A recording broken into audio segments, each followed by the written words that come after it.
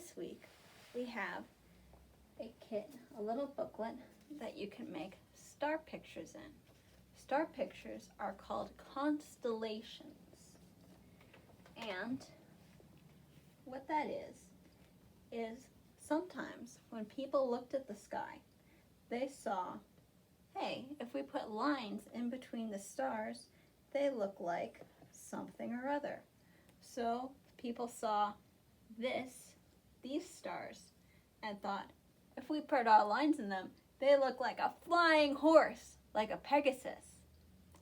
It doesn't really look like a Pegasus to me, but you can connect stars to make them look like however you want with this kit. So in this kit, you have a booklet and star stickers and a piece of chalk. And what you can do is you can put down the star stickers and draw lines connecting them. So this is my constellation, and I call it the butterfly.